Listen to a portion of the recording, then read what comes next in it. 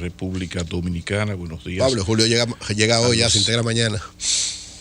Pero ¿va a seguir coordinando? Sí, claro, él es el coordinador por excelencia. Porque me han hablado de ese yaquismo tuyo. Sí, pero tengo que dormir. El dominio. Toda la tarde tengo que dormir algo.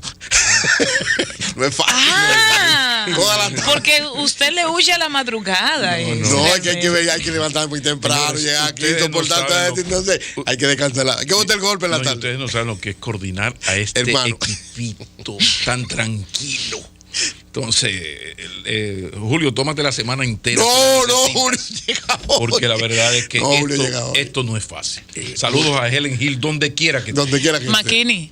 Dígame. McKinney, así. Es McKinney, porque es que alguien me dijo que es McKinney. Y me dijo, yo no pude discutirse. Es que como es MSK. Es McKinney. Es en verdad. McKinney.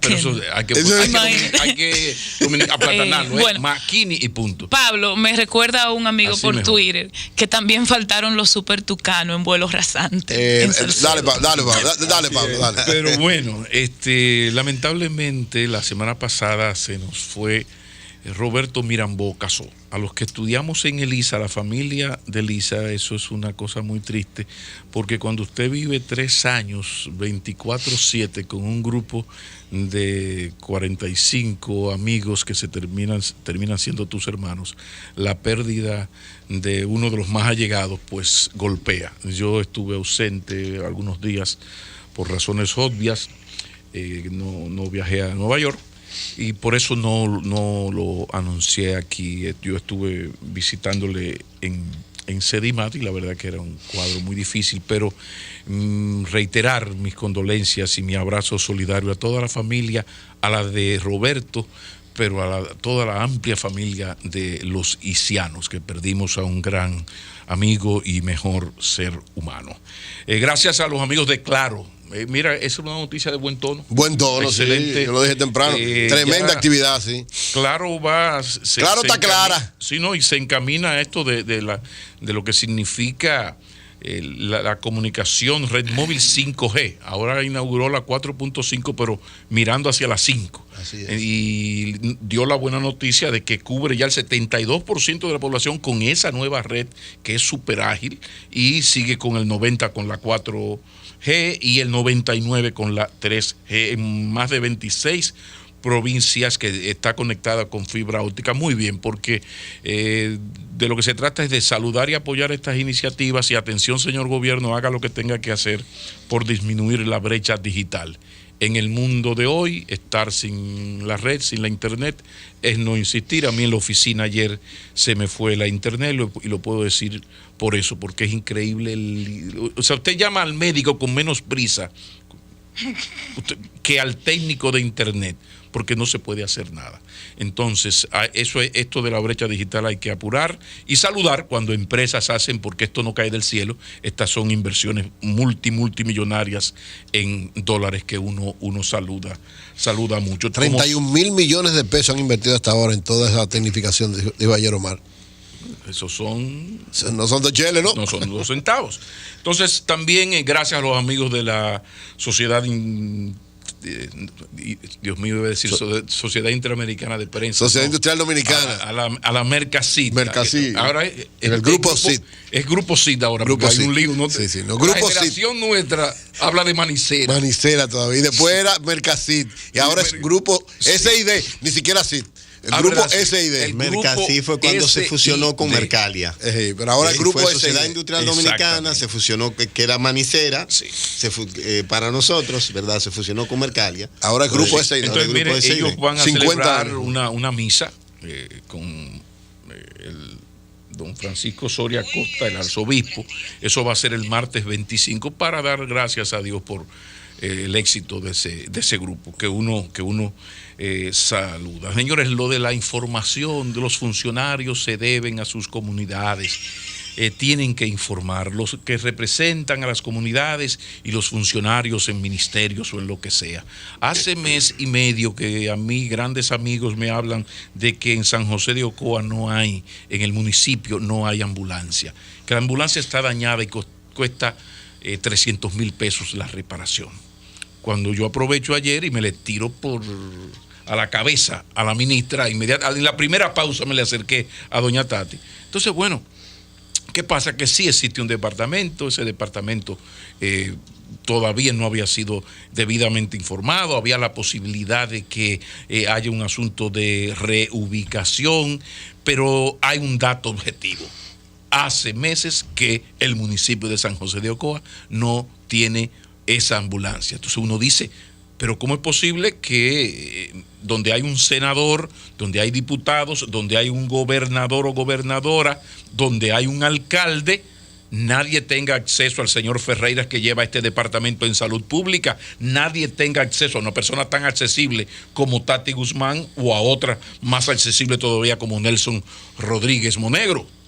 Entonces, yo creo que los funcionarios tienen que ser más ágiles, los que representan a las comunidades y el funcionario también, cuando una comunidad hace una queja y a través de sus representantes, dar una respuesta y a veces hasta explicar por qué no se está haciendo tal o cual cosa o no se está haciendo de tal o cual manera. Pero quería aclarar esta parte y citar a una canción de Víctor Manuel que él habla de como los monos de Gibraltar. Los monos de Gibraltar que se tapan los ojos para no mirar la realidad.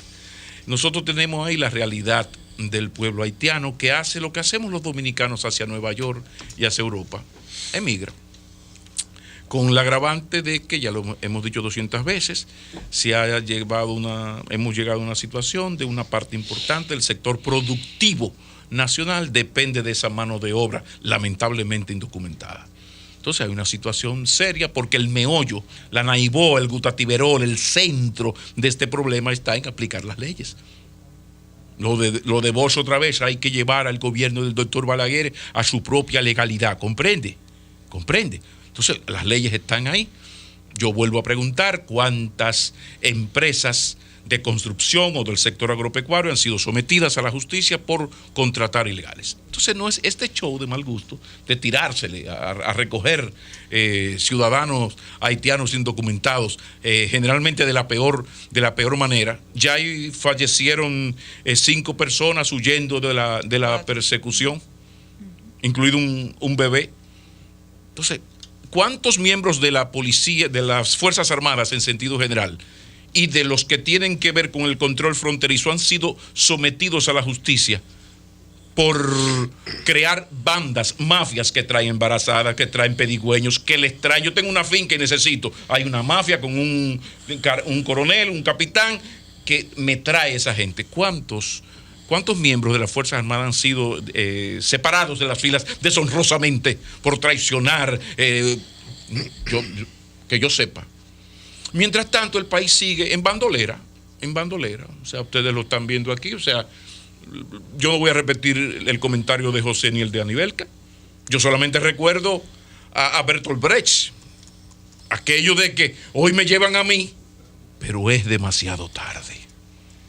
Entonces el país se cae institucionalmente. Hay una rabalización institucional y uno, no sé, sigue las cosas. Siguen caminando. Mientras tanto, seguimos mirando el problema haitiano sin querer ir al meollo. Yo quería terminar leyendo, hice una especie de edición para que no fuera muy largo, apenas una página. Es un resumen de un artículo de Eduardo Galeano, escrito en el año 2004, exactamente en agosto, que tiene que ver con Haití, que puede ayudarnos un poco a entender la realidad del mundo haitiano, porque nada mejor para conocer el presente, vislumbrar el futuro, que estudiar el pasado de los pueblos, de los hombres. Dice Eduardo Galeano, esto es agosto de 2004. El primer día de este año, la libertad cumplió 2 siglos de vida en el mundo. Nadie se enteró, casi nadie. Pocos días después, el país del cumpleaños, Haití, pasó a ocupar algún espacio en los medios de comunicación, pero no por el aniversario de la libertad universal, sino porque se desató allí un baño de sangre que acabó volteando al presidente Aristide. Haití fue el primer país donde se abolió la esclavitud. Sin embargo, las enciclopedias más difundidas y casi todos los textos de educación atribuyen a Inglaterra ese histórico honor. Es verdad verdad que un buen día cambió de opinión el imperio, que había sido campeón mundial del tráfico negrero.